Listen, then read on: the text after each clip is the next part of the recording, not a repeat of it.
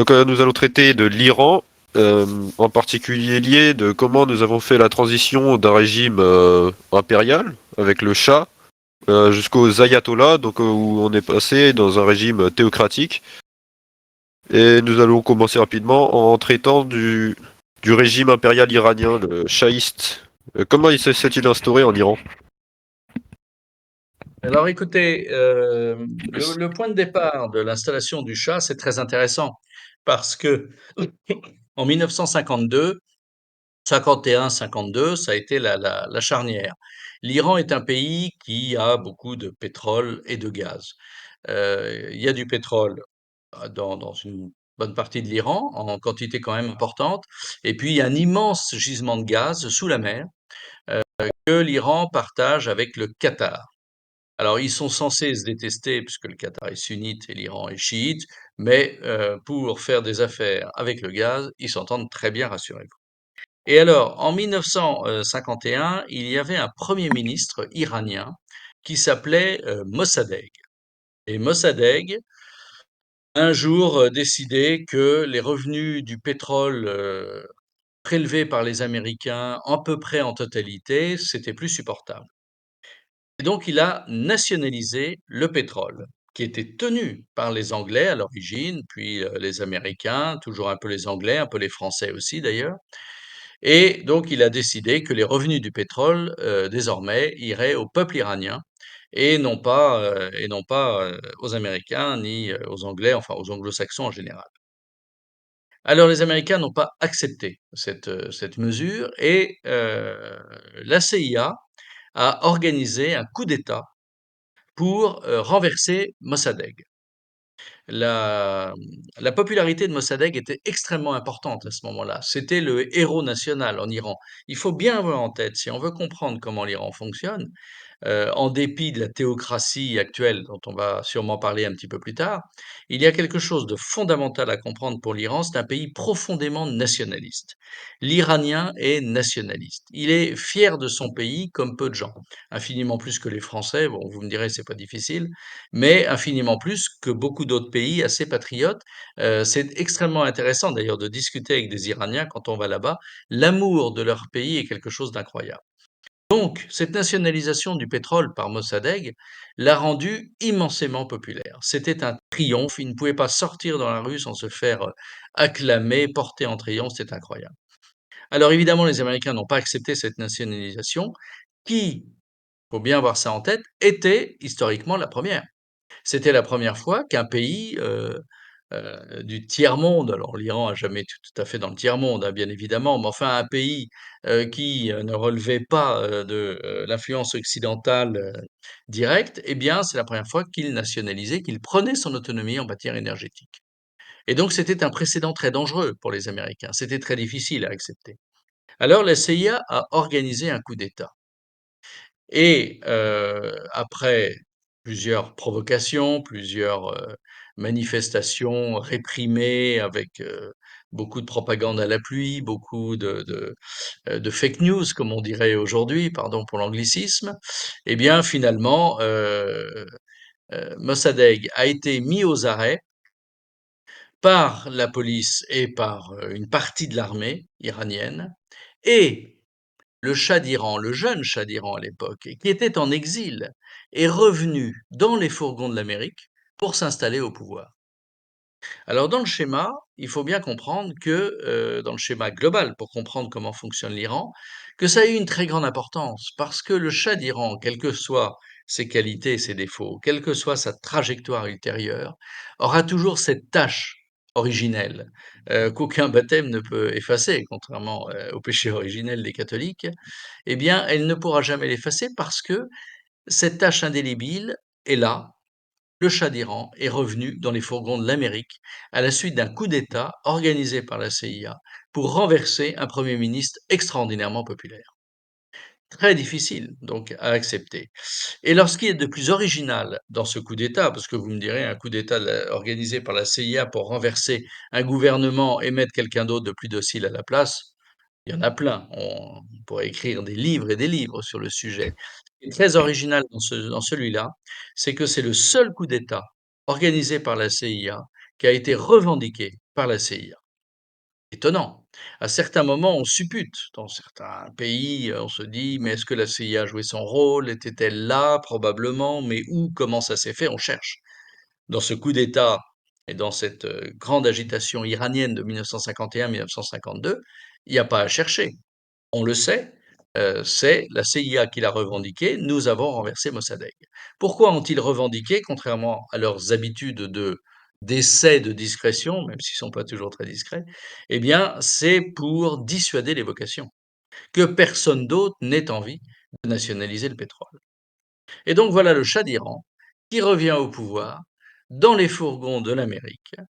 Mossadegh, alors ils le traiteront convenablement, il n'était pas question de le pendre, hein, comme, Saddam Hussein plus tard, par exemple, parce qu'il était immensément populaire et ça, c'était pas possible, de le tuer. Donc ils l'ont exilé et le malheureux a fini ses jours en exil, mais très convenablement traité.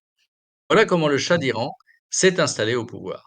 Et donc, il va régner sur l'Iran, établir une sorte de monarchie. Le mot Shah, c'est le mot roi en quelque sorte, est un vieux mot hein, dans l'Empire perse. On parle de Shah dès le XVIIe, XVIIIe, il y a des chats. Donc ce mot chat qui ne s'écrit pas comme un chat, mais ça, je ne vais pas vous faire l'injure de penser que vous ne le saviez pas. Le mot chat est très ancien dans la vie politique perse, dans la vie politique iranienne. Donc il est là et il va régner jusqu'à la révolution islamique de 1979. Et donc voilà comment il est arrivé au pouvoir, le coup d'État de la CIA contre le malheureux Mossadegh, coupable d'avoir été trop nationaliste et d'avoir voulu rendre le pétrole au peuple iranien.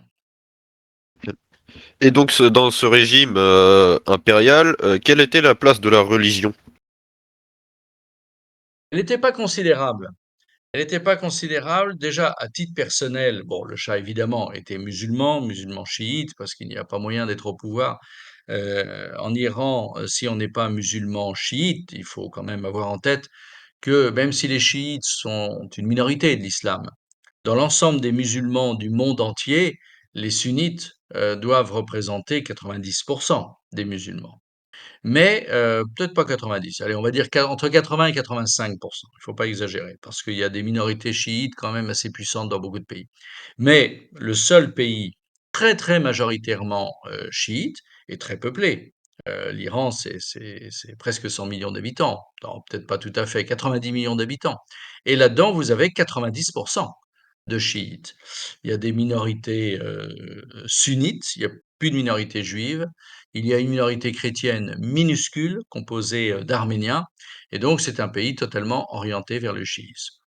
Cela étant, même s'il y avait des mollahs, un clergé assez puissant, le Shah d'Iran lui-même, déjà à titre personnel, il n'était pas formidablement intéressé par la religion, c'était pas un homme extrêmement pieux. Il avait des goûts de luxe très occidentaux, c'était pas du tout un ascète. Les fêtes de Persépolis lui coûteront cher de ce point de vue-là, on pourra en reparler si vous le souhaitez. Et globalement, la religion, tout en étant respectée, tout en ayant son un droit de cité assez fort, avec un clergé très présent, n'était pas le problème et le sujet numéro un du peuple iranien, ni encore moins du régime iranien tout au long de ces années. Il faut bien, je vais faire une petite parenthèse sur ce qu'est le clergé chiite. Il y a une grande différence entre le sunnisme et le chiisme. Le sunnisme, n'importe qui peut être un imam sunnite. Vous pouvez prendre le premier crétin, j'ai bien dit crétin, premier crétin de la banlieue parisienne, semi-analphabète, qui ne sait rien, qui est vaguement chez lui avec ses deux épouses à vivre du RSA et de nos impôts, et qui est vaguement employé ou qui est vaguement employé quelque part, il peut parfaitement s'improviser imam du jour au lendemain, pour peu que au sein de la mosquée, il ait eu l'appui de machin, l'appui de trucs, un peu d'argent donné par telle officine des frères musulmans, et il peut devenir parfaitement imam, tout en n'ayant jamais été formé comme imam. Ce sont eux qui quelquefois font des sermons invraisemblables, des prêches, invraisemblables, appelant à tuer les juifs, les chrétiens et de temps en temps, on en expulse un tous les 5 ans et puis on a l'impression d'avoir fait quelque chose. Dans le chiisme, c'est pas du tout comme ça que ça fonctionne. Extrêmement différent. Dans le chiisme, n'est pas imam qui veut. Et il y a une formation du clergé extrêmement précise, extrêmement exigeante. Dans le sunnisme aussi, il peut y avoir. Mais dans le sunnisme, il peut y avoir, comme je vous dis, le premier crétin analphabète qui s'auto-proclame ainsi dans une banlieue parisienne déshéritée et nourrie d'islam, il ne se passera rien du tout. Dans le chiisme, celui qui fait ça en Iran, par exemple, mais il va en tôle directement. Donc, vous voyez, c'est pas du tout le même état d'esprit. Il faut bien avoir ça en tête.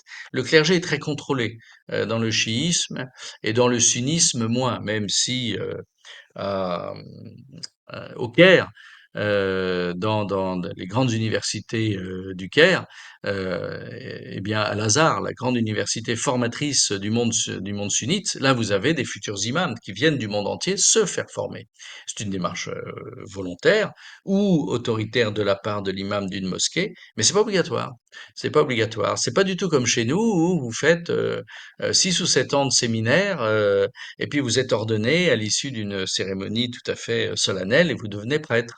Là, c'est pas du tout le cas. Il n'y a pas de cérémonie si extraordinaire que ça. Et donc, dans le clergé chiite, c'est quand même un peu plus suivi, un petit peu plus organisé. Donc, tout ça, cette parenthèse, je crois, est importante parce que on néglige trop souvent de connaître les différences entre le chiisme et le sunnite et le sunnisme. Il y en a bien d'autres, hein, bien évidemment. Mais cette différence de clergé est très importante. Enfin donc tout ça pour vous dire que la religion n'a pas joué un rôle fondamental dans ces années 1953-1979.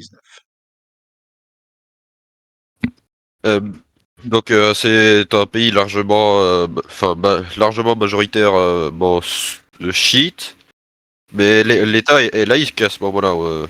C'est bien cela? Non, en réalité, actuellement, c'est une théocratie. C'est-à-dire que sous le Shah, c'était un empire en quelque sorte laïque, mais pas complètement. Oui, c'est ça. La religion était inscrite dans la Constitution, il y avait des textes qui disaient que le chiisme était majoritaire et qu'il fallait respecter Dieu, etc. Donc, c'est jamais complètement laïque comme chez nous. Aujourd'hui, on a complètement changé de système.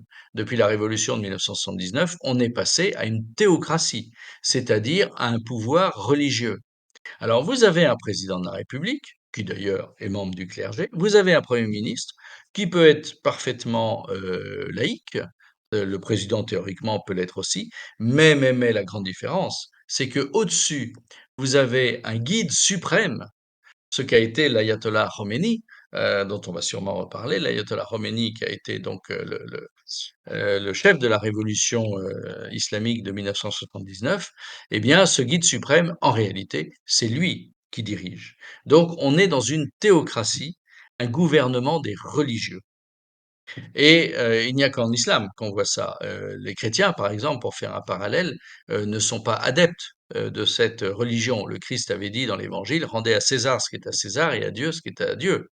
Et donc, le roi très chrétien, par exemple, qui a régné pendant 1000 ans, les rois qui ont fait la France, eh bien, c'était pas du tout une théocratie. Il était respectueux de la religion, il était catholique, il ne pouvait pas en être autrement, mais c'était des laïcs qui dirigeaient, et sans parler pour autant de laïcité.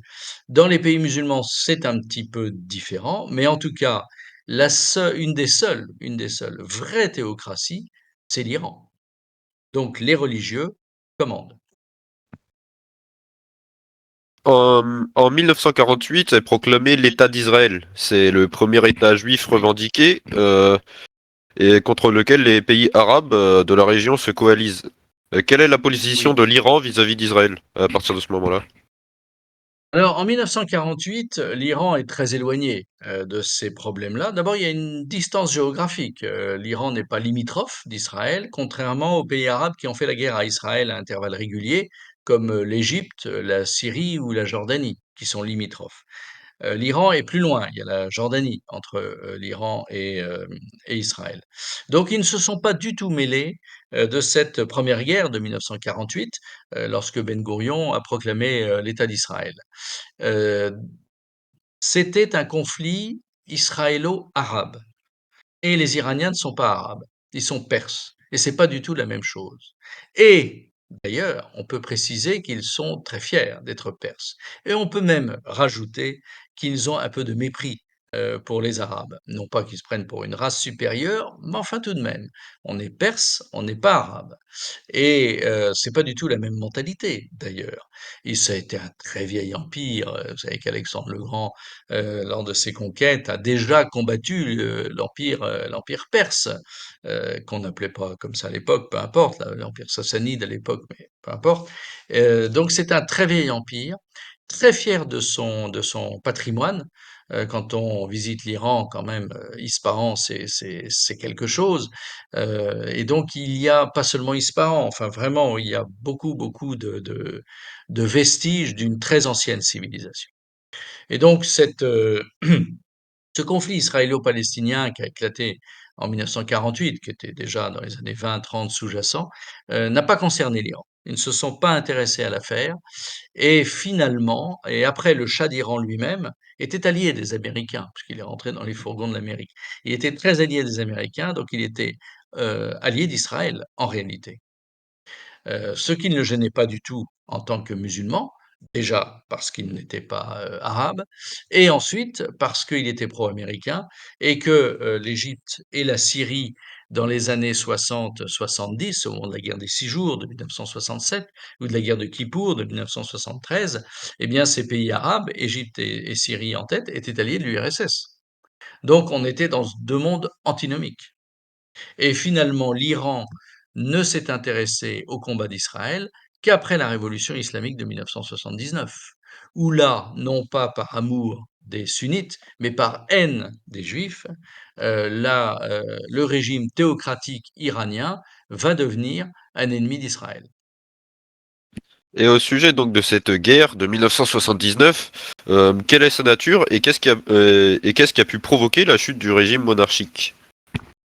Alors, cette révolution de 1979 vient tout de même d'assez loin.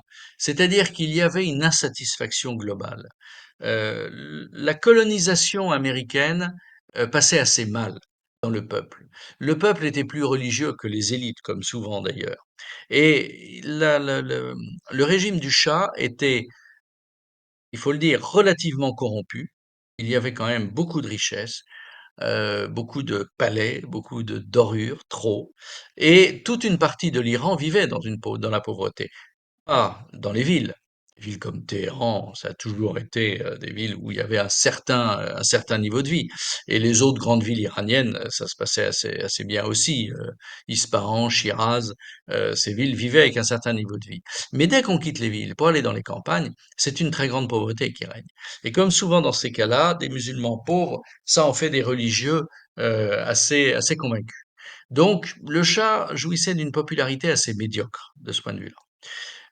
On peut rajouter à ça que, il y a eu tous les soubresauts, de la guerre du Kippour avec le premier choc pétrolier de 1973, et avant qu'il y ait le deuxième choc pétrolier de 1979 provoqué par la révolution iranienne, le peuple iranien avait le sentiment assez justifié, il faut avoir l'honnêteté de le dire, que les revenus du pétrole n'allaient pas au peuple, mais allaient à une certaine élite. Alors, c'était pas la peine d'avoir renversé Mossadegh, qui avait nationalisé le pétrole en 1953 et qui voulait rendre le pétrole au peuple iranien. Je crois qu'il était sincère dans sa démarche. C'était un homme intéressant, Mossadegh. Et là, on n'est plus du tout dans ce cas-là. Et il y a eu plusieurs scandales de nature sexuelle, de nature financière autour du pouvoir. C'était pas joli, joli. Et vous voyez une anecdote qu'on cite assez souvent dans l'exaspération du peuple iranien contre le régime du Shah. Une exaspération, ça revient au moment où on a célébré à Ispahan je crois que c'était 1500 ans, les 1500 ans de l'Empire perse, ou 2500 ans, excusez-moi, là j'ai une hésitation sur la date, peu importe. il y a eu une grande fête à Ispahan et figurez-vous que le dîner auquel étaient invitées à peu près 10 000 personnes, l'élite de l'élite iranienne, 10 000 personnes, eh bien, le dîner a été apporté en Concorde et il venait de chez Maxime à Paris. Et encore aujourd'hui, si vous allez en Iran, et c'est vraiment, je vous engage à le faire si vous pouvez un jour, c'est un très beau pays, on y est très très bien accueillis. Mais les guides vous en parlent encore. Disant: «Vous savez, vous connaissez l'anecdote du Concorde avec le dîner de chez Maxime?» C'était 1979, hein. Eh bien, ils en parlent encore, y compris ceux qui étaient pas nés à l'époque. Ils se racontent ça de génération en génération et donc alors bien sûr, c'est l'anecdote, c'est pas ça qui a provoqué la révolution, mais c'est une accumulation, comme souvent dans les révolutions.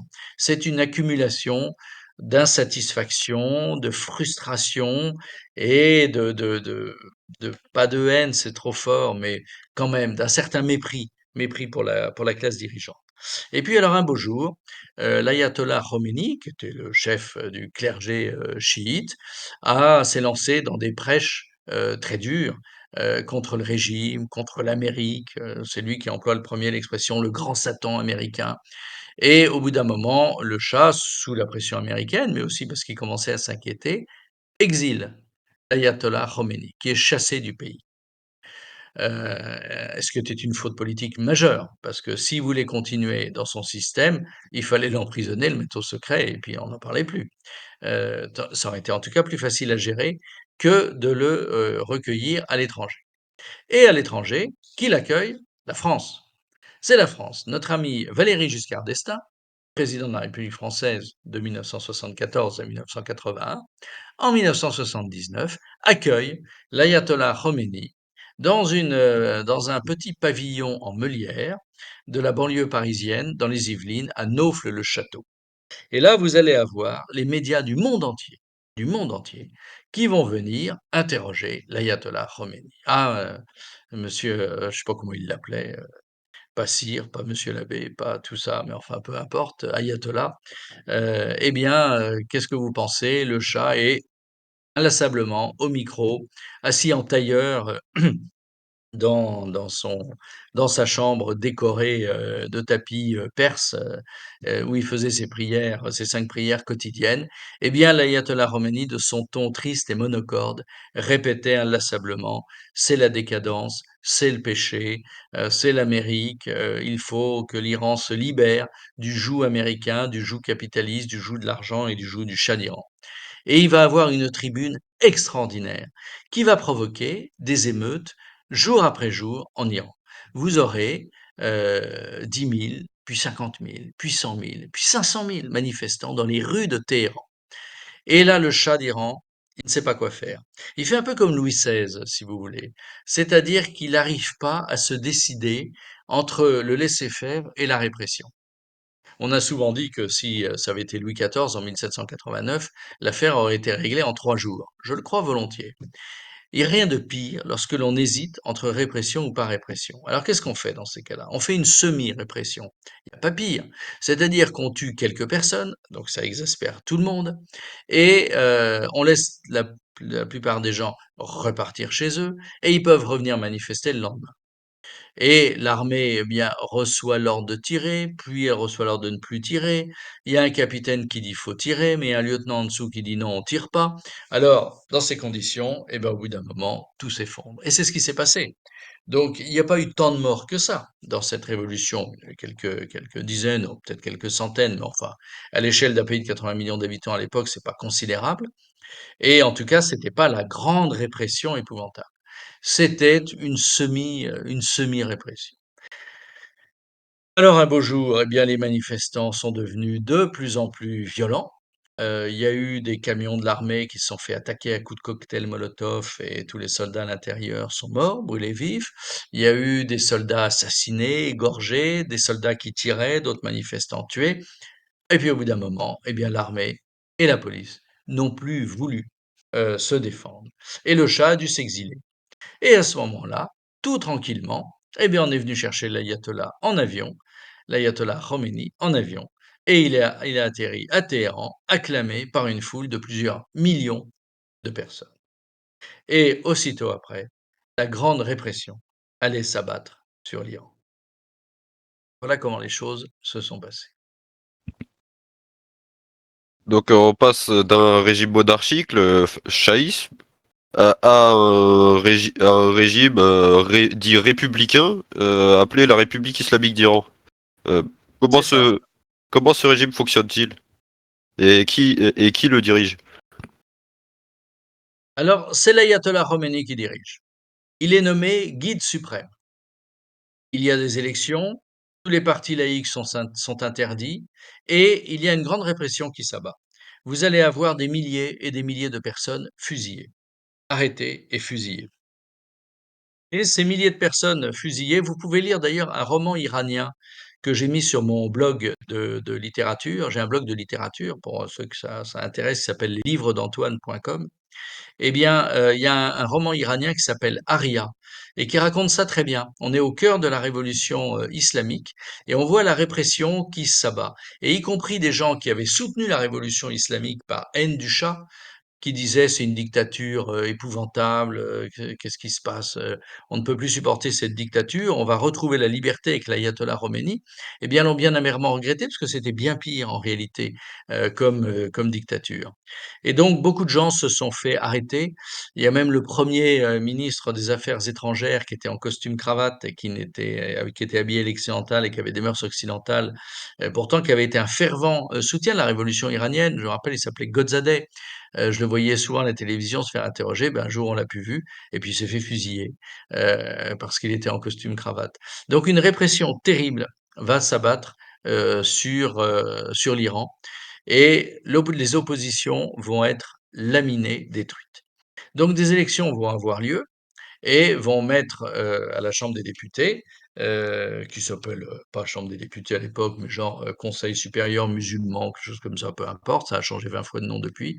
Quoi qu'il en soit, ce sont des députés pour beaucoup des religieux, ils ont d'ailleurs un quota, et pour le reste, eh bien, ce sont des adeptes véritablement du chiisme religieux le plus dur et le plus intolérant qui soit.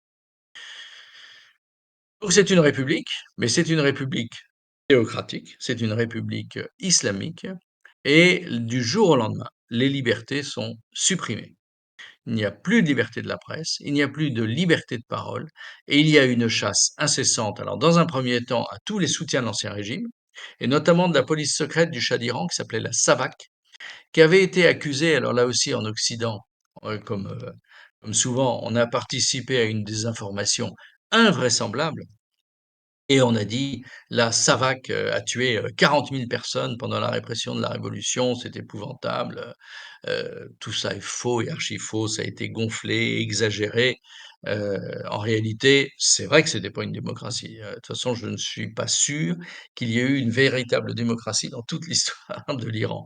Mais, indépendamment de ça, il y avait sous le Shah, même s'il avait bien tort, d'être, aussi soumis au diktat américain, il y avait une liberté de ton et de parole qu'on n'a jamais retrouvée, depuis.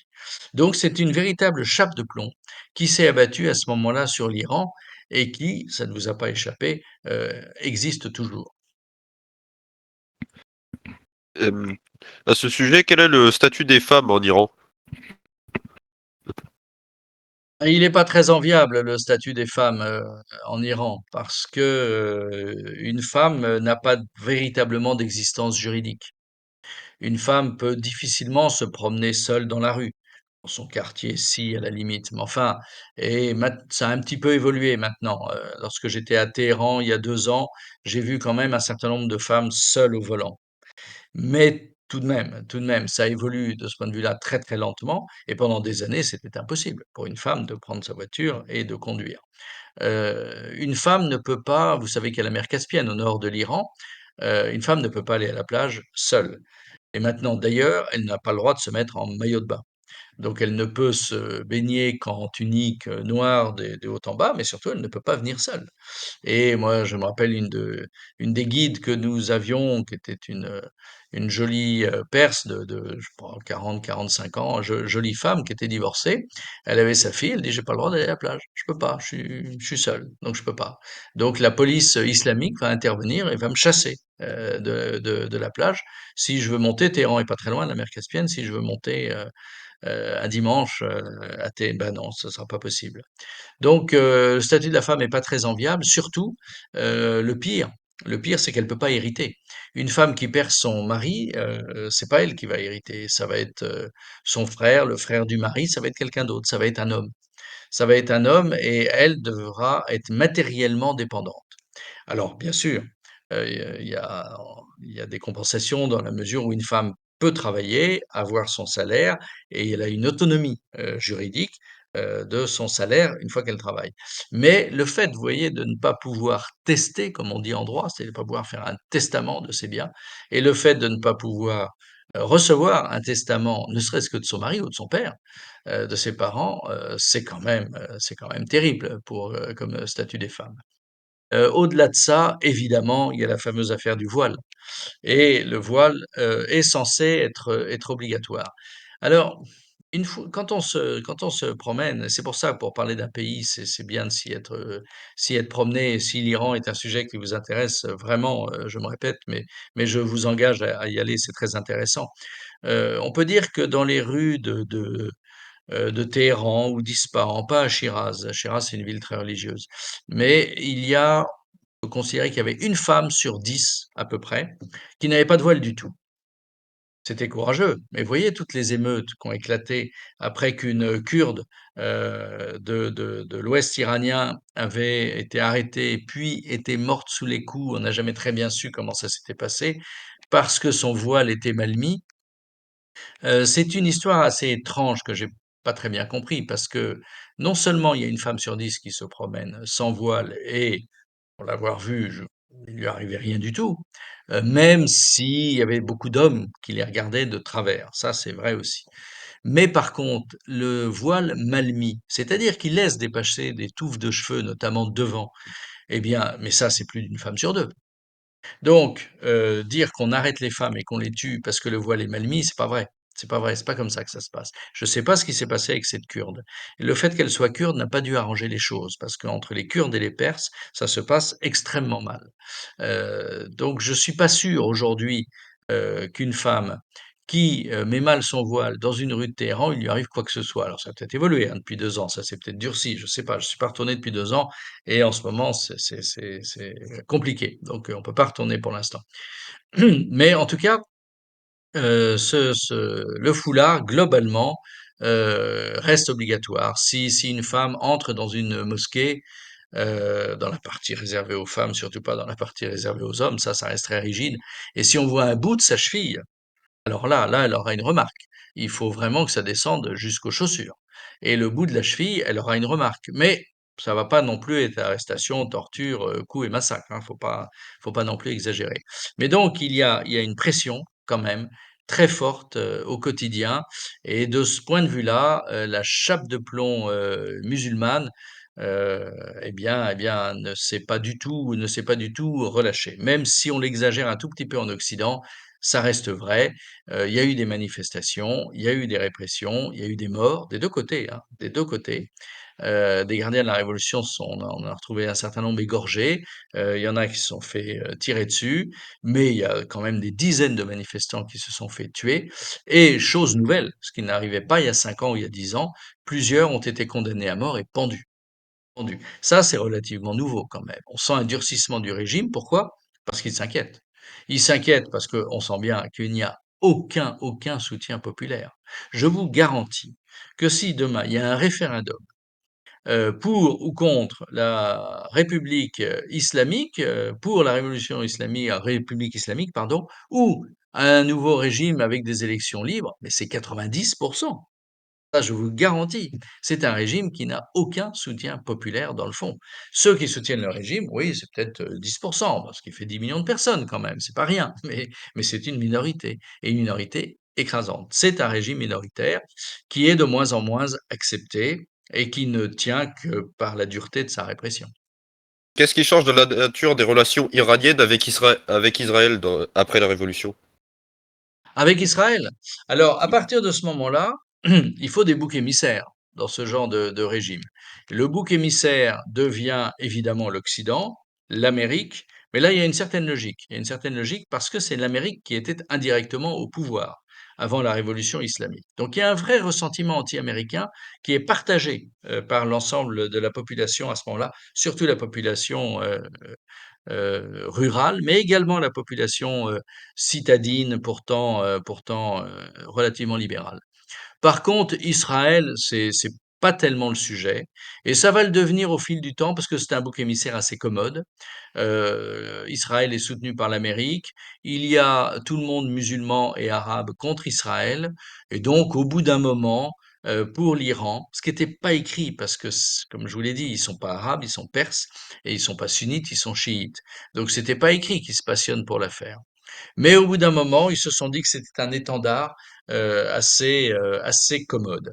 Ce qui n'a pas empêché qu'ils ont développé des relations exécrables, tant avec l'Arabie saoudite que la Turquie, ces pays sunnites qui étaient des soutiens assez forts d'Israël, et en s'opposant à Israël aussi violemment, ils se sont encore plus isolés qu'ils ne l'étaient au point de départ.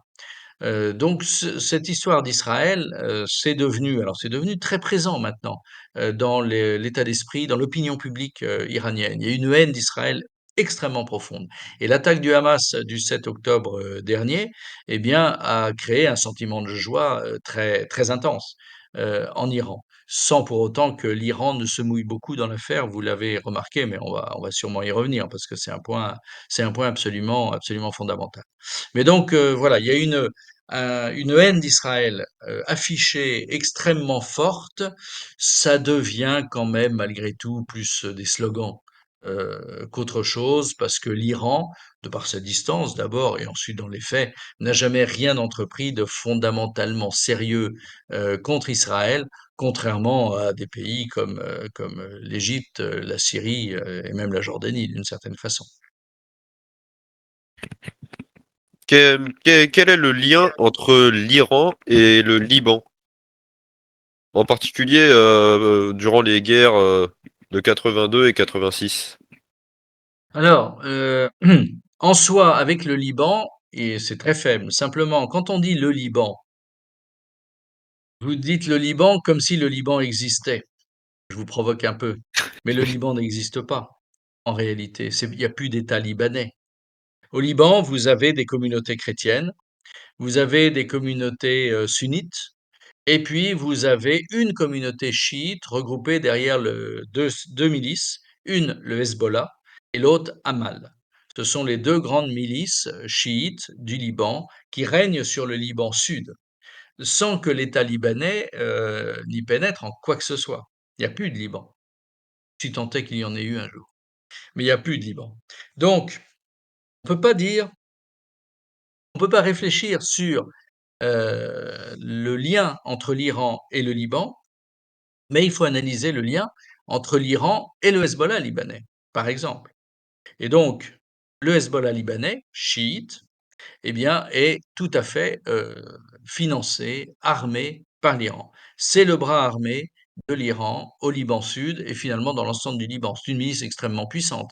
Lorsque les Israéliens s'étaient coltés avec eux à deux ou trois reprises quand ils avaient envahi le Liban Sud, bien sûr, ils ont tué beaucoup de chiites, une communauté qui a une démographie extrêmement importante, donc pour eux, c'était pas très grave. Et les Israéliens ont, à certains moments, bien regretté de s'être lancé dans une guerre contre le Hezbollah libanais. Ce sont des gens qui sont extrêmement courageux, qui se battent très bien, qui sont fort bien armés, bien entraînés, et les Israéliens, ils vont réfléchir 5 minutes hein, avant d'attaquer le Hezbollah. Donc, c'est une relation avec le Hezbollah. Avec les communautés chrétiennes et sunnites du Liban, l'Iran n'entretient aucune relation. Et par contre, pour que la continuité chiite soit complète d'est en ouest, eh bien, ça passe par la Syrie. Et la Syrie est tenue, si vous voulez, un jour on pourra faire une petite émission sur la guerre en Syrie, parce que c'est extrêmement important. La Syrie est tenue par Bachar el-Assad, et Bachar el-Assad est un alaouite, musulman alaouite. Et les alaouites sont des musulmans un peu particuliers. Ce sont des musulmans qui boivent de l'alcool, qui n'ont pas de mosquée, qui n'ont pas de clergé. C'est quand même spécial. Mais ils se sont rattachés au chiisme à beau jour. Et donc, ils sont censés être une branche du chiisme. Alors évidemment, à partir du moment où il y a eu la guerre en Syrie et où c'était des islamistes sunnites armés, entre parenthèses, notamment par les services secrets américains, français, allemands, et tout le monde était là pour la fête du soutien aux islamistes avec le front Al-Nosra. Il faudra que Daesh apparaisse pour qu'on arrête de soutenir les islamistes. Eh bien, l'Iran a volé au secours de la Syrie de Bachar el-Assad parce qu'il était hors de question pour elle que la Syrie tombe aux mains des islamistes sunnites. Ça aurait été une catastrophe. Son axe chiite est-ouest tombait en quenouille. Et c'est pour ça que des pays comme l'Arabie saoudite ou le Qatar ont largement financé la tentative de révolution islamiste sunnite syrienne, parce que eux voulaient développer un axe sunnite sud-nord. En partant de l'Arabie saoudite, du Qatar, on monte, on passe par la Jordanie, qui est un pays quand même dans sa population islamiste, même si on n'en parle pas beaucoup. Et puis il y a la Syrie qui est un obstacle, puisqu'elle est tenue par les Alaouites de Bachar el-Assad. Et au-dessus, il y a la Turquie, islamiste sunnite. Et donc cet axe nord-sud était gêné par la Syrie, d'où la tentative de destruction de la Syrie. Et l'axe est-ouest chiite a été préservé par l'Iran d'un côté et par le Hezbollah de l'autre côté. Le Hezbollah a reçu l'ordre des Iraniens d'envoyer des milliers d'hommes aider l'armée syrienne qui, jusqu'à l'intervention des Russes et de Poutine en 2015, eh bien, était en très très grande difficulté. Très grande difficulté parce que autour de Damas, notamment, c'était en train de s'effondrer. Et si Damas n'est pas tombé, c'est par le Hezbollah libanais. Le Hezbollah libanais a envoyé 10 000 hommes autour de Damas se battre contre les islamistes sunnites. Ça a été des combats terribles. Ils ont traversé euh, le, l'anti-Liban, ce qu'on appelle le mont anti-Liban, c'est la montagne, la chaîne de montagnes qui sépare la Syrie du Liban. Ils ont traversé ces montagnes et ils sont descendus dans la plaine autour de Damas et ils se sont battus très courageusement. Il y a eu des milliers de morts des deux côtés. Ça a été quand même extrêmement fort. Après, 2012-2013, c'est le moment où l'armée syrienne est menacée d'effondrement. Elle est tenue, mais tenue à bout de bras par l'Iran et par le Hezbollah libanais et puis jusqu'à l'intervention de l'aviation russe qui va faire basculer la guerre et préserver la Syrie, et notamment les chrétiens syriens, qui grâce à ça ont été sauvés de l'islamisme sunnite. Mais donc voilà le lien, c'est un lien de suggestion. Et alors depuis, il y a eu l'Irak en plus, parce que si vous regardez une carte, vous direz, mais alors dans son axe est-ouest, quid de l'Irak, qui est entre l'Iran et la Syrie, hein. Faut regarder des cartes, je vous engage beaucoup, parce que la connaissance d'une carte, c'est vraiment l'article numéro un pour avoir une petite idée sur un problème géopolitique qui se pose à tel ou tel moment. Eh bien, l'Irak était un régime sunnite, avec Saddam Hussein.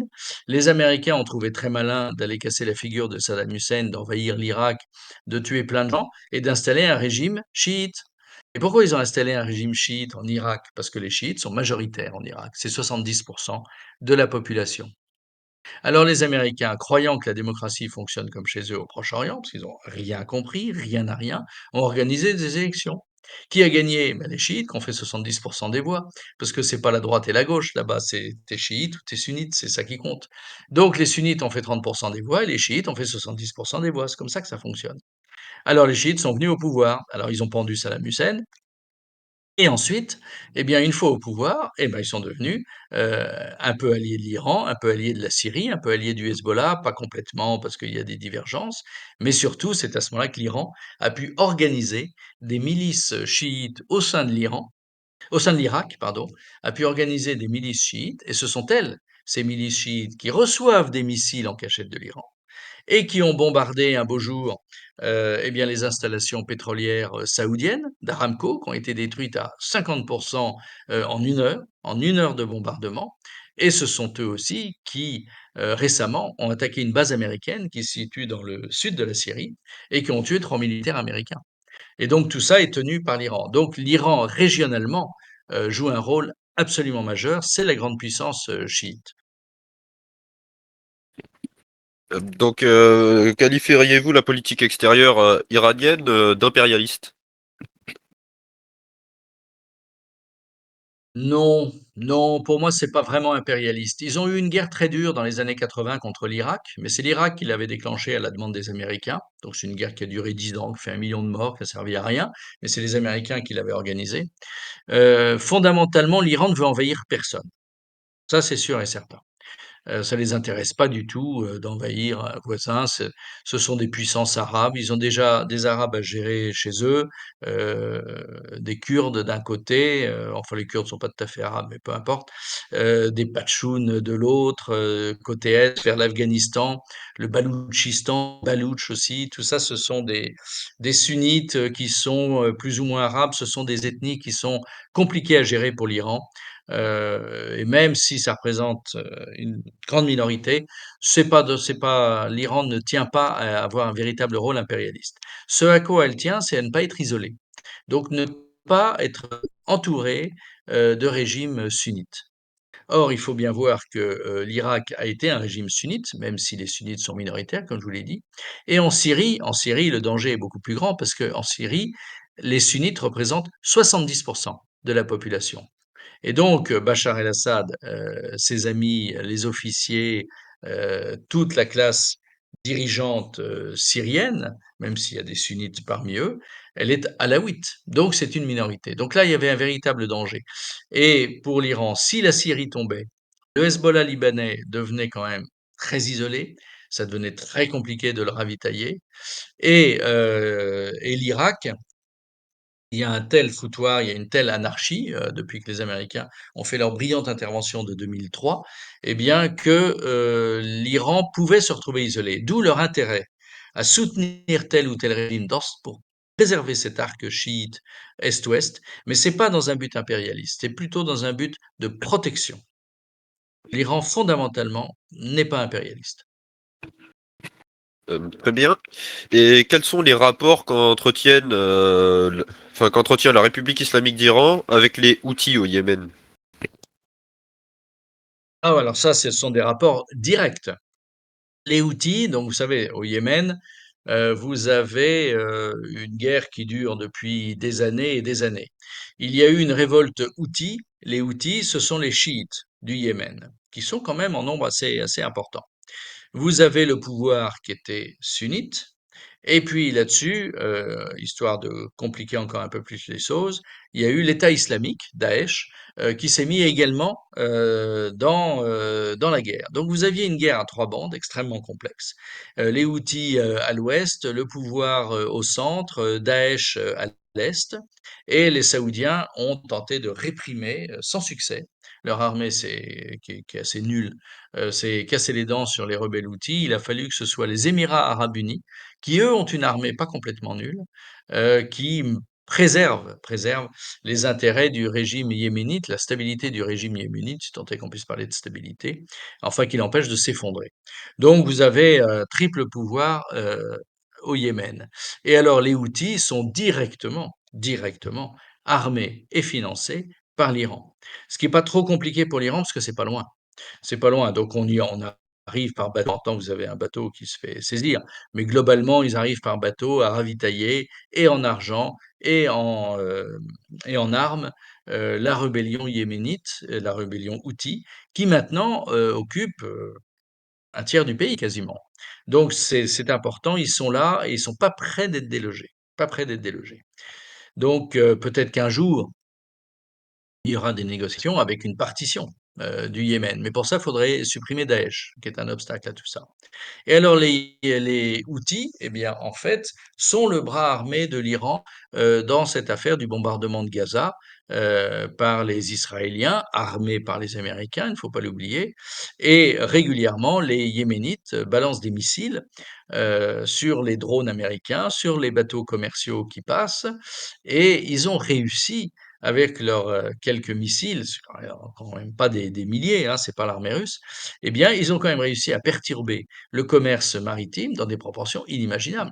Vous avez aujourd'hui la plupart des bateaux de toute nationalité qui ne peuvent plus passer par le canal de Suez parce que sinon ils vont se prendre un missile outil sur la figure. Et alors qu'est-ce qu'ils font? Eh ben ils descendent jusqu'au bas de l'Afrique du Sud.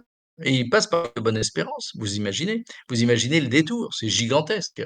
Et ce qui fait que ça perturbe considérablement le commerce mondial. Et le paradoxe de l'affaire, le paradoxe extraordinairement distrayant de l'affaire, c'est que l'Europe, en douce, sans trop le dire, mais on le sait bien parce que c'est facile à tracer, eh bien, achète du pétrole et du gaz à la Russie, alors via l'Inde ou pas via l'Inde, peu importe, et parce que notamment le Qatar a beaucoup plus de mal à exporter son gaz par le canal de Suez parce que les Houthis tirent sur les bateaux.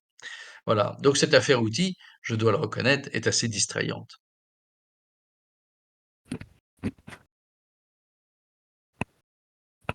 Alors, quelle relation entretient l'Iran avec l'Arabie Saoudite? Alors elles ont été exécrables très longtemps, mais vraiment exécrables. À tel point que l'Iran, comme je vous l'ai dit, était très fier d'avoir fait bombarder les installations pétrolières de Aramco, la grande société pétrolière saoudienne, il y a très peu de temps. 3-4 ans, 4-5 ans. Et depuis, ça s'est un petit peu arrangé, un petit peu. Pourquoi? Mais parce qu'il y a un nouvel homme en Arabie Saoudite. C'est vraiment très important, il faut se pencher là-dessus. Vous avez le prince héritier qui s'appelle Mohamed Ben Salman. Vous avez sûrement entendu parler, MBS pour les intimes. Et lui est en train de tout changer. Il change tout dans son pays et il change de tout dans la région. Et à un moment donné, à la grande fureur des Américains, et c'est pour ça que c'est très intéressant comme évolution, que jusqu'à présent l'Arabie Saoudite était exclusivement alignée en politique extérieure sur la volonté américaine, c'est le pacte de Quincy de 1945 que Franklin Roosevelt avait passé avec le roi Ibn Saoud. Eh bien, depuis l'alignement américain et depuis que MBS est là comme Premier ministre quand même, en attendant de devenir le roi, son père est en très mauvaise santé, donc ça ne devrait pas trop tarder. Eh bien, lui a dit, bon, la guerre froide avec l'Iran qui se transforme de temps en temps en guerre chaude, c'est peut-être pas la peine. Eh bien, moi, je voudrais me rapprocher de l'Iran. Et comme il n'était pas question qu'il fasse la démarche lui-même, et comme il n'était pas question que l'Iran fasse la démarche elle-même, on a sa fierté, eh bien, ils ont fait appel à la Chine, figurez-vous. Ils ont fait appel à la Chine, et le ministre des Affaires étrangères chinois a organisé, alors à l'issue de très longues tractations, a organisé une rencontre entre, organisée par lui, il était au milieu, le ministre des Affaires étrangères iranien et le ministre des Affaires étrangères saoudien. Tout ça s'est serré la main, s'est congratulé, c'était une image incroyable. C'était l'année dernière, donc vraiment on est dans l'actualité. Et les Iraniens et les Saoudiens ont pris l'engagement réciproque de se parler et de ne plus risquer de partir vers une conflagration dont finalement aucun des deux n'a véritablement envie. Donc les relations se sont considérablement améliorées.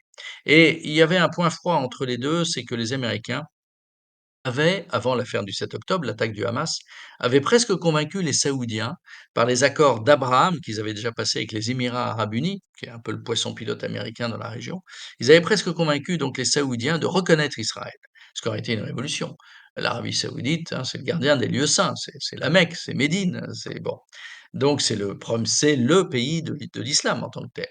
Et Mohamed Ben Salman, qui en a assez de toutes ces guerres et qui veut développer son pays, le moderniser, et qui n'a pas envie, puis qui a vu au Yémen, malgré son matériel extrêmement militaire, qui a bien vu qu'il ne pouvait pas mener une guerre véritable, parce qu'il n'a pas l'armée pour ça, même s'il a le matériel. Donc il n'était pas hostile au fait qu'il y ait une réconciliation avec Israël, qu'il n'y ait plus de guerre en tant que telle, et que par les accords d'Abraham, il reconnaissait l'existence de l'État d'Israël. Pour les Iraniens, ça c'est inenvisageable. C'est inenvisageable qu'il y ait un jour une telle reconnaissance d'Israël. Donc à partir de ce moment-là, eh bien les Iraniens en voulaient beaucoup aux Saoudiens, disant vous vous préparez à reconnaître Israël, c'est inadmissible. Mais depuis l'attaque du 7 octobre, ça n'est plus possible. Parce que cette attaque du 7 octobre, si dans un premier temps ce sont les Israéliens qui se sont fait massacrer, dans un deuxième temps, ce sont les Palestiniens qui se font massacrer fois 10. Et donc là, pour l'opinion publique saoudienne, une réconciliation, une reconnaissance de l'État d'Israël n'est pas envisageable. Si demain Ben Salman est à Jérusalem ou à Tel Aviv en train de serrer la main à Netanyahou, mais il y a 2 millions de manifestants dans les rues de Riyad, la capitale de l'Arabie saoudite, c'est pas possible. Son pouvoir serait ébranlé. Donc ça ne pourra pas marcher. Et donc le fait qu'aujourd'hui l'Arabie saoudite ne puisse plus adhérer aux accords d'Abraham et ne puisse pas reconnaître Israël, se rapprocher d'Israël, eh bien finalement ça a aidé à la réconciliation euh, avec l'Iran parce qu'ils n'ont plus cette pierre d'achoppement entre eux, qui était encore gênante l'année dernière. Mais depuis le 7 octobre, eh bien, la reconnaissance d'Israël par l'Arabie saoudite est décalée au calendrier grec. Et donc, je ne sais pas si les Grecs ont à voir dans cette histoire, vous connaissez l'expression. Et donc, dans ce contexte-là, eh bien, ça a plutôt arrangé la nouvelle bonne entente entre l'Arabie saoudite et l'Iran. Vous avez mentionné donc justement la frappe iranienne sur Israël, ou plutôt le bombardement, dans la nuit du 13 au 14 avril. Pourquoi? Alors non, je l'ai pas évoqué encore, si je puis me permettre. Je ne crois pas Ah, l'avoir évoqué. il me semblait. Quand je vous parlais d'une frappe des milices irakiennes, c'était sur Aramco en Arabie Saoudite. Mais je ne crois pas avoir parlé encore de la frappe. Mais parlons-en, parlons-en. De toute façon, il faut en parler. Le point de départ, c'est Israël. Le point de départ, c'est Israël. C'est Israël qui attaque, bombarde le consulat iranien de Damas. Donc, la Syrie, pays souverain, qu'Israël bombarde à intervalles réguliers, mais généralement, il bombarde les milices iraniennes, les gardiens de la révolution, du Hezbollah quand il y en a dans le coin, etc. Et ce qui est en violation du droit international. Mais comme vous savez, bon, ça n'émeut personne. Mais s'attaquer au consulat iranien de Damas, ça, c'était quelque chose de tout à fait important. C'était une sorte de déclaration de guerre. On bombarde le consulat d'une autre puissance. Et donc, quel était le calcul israélien? C'est le calcul de Netanyahou. Netanyahou, si la guerre s'arrête, il va en prison. Il va en prison parce qu'il est corrompu jusqu'à la moelle, et il y avait des tas de procès en cours contre lui et pour lui, cette guerre est une bénédiction. Ça lui permet de durer, d'éviter des élections, de les repousser comme Zelensky, beaucoup plus tard parce qu'il les perdrait, comme Zelensky d'ailleurs et ça lui permet d'éviter donc, tous les ennuis qu'il aurait à partir du moment où il serait plus Premier ministre. Donc dans ce contexte-là, bombarder l'Iran, on se perd un peu en conjecture. Que voulait Netanyahou? Que voulait Netanyahou à ce moment-là? Est-ce qu'il voulait que l'Iran bombarde massivement Israël en représailles, ce qui aurait été après tout à fait possible, pour qu'il y ait une guerre régionale entre l'Iran et Israël? Alors je ne sais pas si c'est ça qu'il voulait, mais enfin, on peut penser que c'est pas tout à fait exclu, parce que sinon pourquoi bombarder le consulat de Damas, qui avait rien demandé à personne? Bon, alors la riposte iranienne est très intéressante à observer. La riposte iranienne, c'est quoi? Eh bien, c'est à minima. Alors bien sûr, ils ont balancé des centaines de drones. Simplement, il ne vous a pas échappé que les pays ne sont pas limitrophes. Quand les Russes envoient des drones sur les Ukrainiens ou quand les Ukrainiens envoient des drones sur les Russes, ils sont à côté. Donc ça fait des dégâts assez vite. Là, ça peut pas faire de dégâts parce qu'il y a la Jordanie entre les deux. Donc il y a 1 000 kilomètres de distance. Vous pensez bien qu'aujourd'hui, tout le monde a le temps de voir un drone arriver qui se promène à 1 000 kilomètres. Bon, surtout qu'il l'attendait. Surtout que les défenses aériennes israéliennes sont parmi les meilleures du monde. Surtout que l'aviation française et l'aviation américaine étaient en l'air pour aider à descendre tout ça. Alors il y a eu quelques missiles, histoire de montrer qu'on en a, qui eux sont arrivés à bon port pour certains, et qui ont fait des dégâts minimes parce qu'ils n'ont pas été envoyés aux endroits où ils auraient pu faire plein de morts. Donc vous voyez, c'est à la fois une démonstration de force, on envoie des drones pour faire semblant, très bien. On envoie quelques missiles qui sont arrivés à terme pour certains pour montrer qu'on est capable d'en envoyer et que ces missiles que les Russes envoient régulièrement sur l'Ukraine avec une précision chirurgicale, eh bien, nous aussi, Iraniens, on est capable de le faire. Donc attention. Alors à la suite de ça, eh bien, tout le monde s'est dit, alors, que va faire Israël? Bah, ils n'ont rien fait du tout. Et ils n'ont rien fait du tout parce que les Américains leur ont dit, bon, ça suffit maintenant, vous arrêtez. Alors, c'est pas que les Israéliens aient tout à fait écouté les Américains dans toute cette affaire. Ce pauvre Biden aimerait bien que l'affaire de Gaza s'arrête, mais les Israéliens n'ont pas du tout l'intention d'arrêter l'affaire de Gaza, donc on ne sait pas évidemment jusqu'où ça va aller. Mais ce qui est sûr, c'est que l'agression israélienne est patente et que la réaction iranienne, ils ne pouvaient pas ne pas réagir. Leur opinion publique n'aurait pas supporté ça. Et il y a la fierté persane, au-delà du non-soutien au régime. Lorsqu'il y a eu la riposte, tout le monde était très joyeux en Iran quand même. On a répondu aux Israéliens. Mais réponse à minima, et tout le monde l'a bien compris. Et donc je ne crois pas, aujourd'hui, je ne crois pas à une guerre entre l'Iran et Israël, parce que la retenue iranienne, depuis le début, est quand même très intéressante à observer. Et c'est la même chose au Sud-Liban pour le Hezbollah. Le Hamas espérait bien que le Hezbollah et Israël dans le nord entreraient en guerre. Il a dû être bien déçu. Alors bien sûr, ils se balancent des bombes. Bien sûr, il y a des morts. Mais c'est pas une vraie guerre. C'est pas une vraie guerre parce que le Hezbollah n'a pas envie de cette guerre d'une part, et d'autre part parce que l'Iran dit au Hezbollah pas de guerre. Pas de guerre. Alors bien sûr, on fera beaucoup de dégâts aux Israéliens, bien sûr. Mais après, le Hezbollah va beaucoup souffrir et l'Iran ne veut pas de ça. Ne veut pas de ça. Il veut garder un Hezbollah puissant. Donc, pour toutes ces raisons-là, euh, je doute fort que ça aille plus loin, sauf si, évidemment, les Israéliens font des attaques beaucoup plus dures. Si au lieu d'attaquer le consulat iranien à Damas, ils bombardent Téhéran, alors là, évidemment, c'est la guerre. Mais je ne pense pas qu'ils aillent jusque-là. Merci de votre invitation. Merci d'être venu écouter. J'espère qu'il y aura après beaucoup de vues sur Internet. Je compte sur vos moyens modernes, dynamiques, de jeunes pour faire diffuser ça. Et puis, bien sûr, je suis disponible pour un prochain entretien. Quand vous voulez, vous me contactez à votre habitude. Et puis Merci on beaucoup. recommence dans le même format. Eh bien, vous pouvez Bien, merci à retrouver tous. Antoine Delacoste sur son site Géochronique. Et à la prochaine.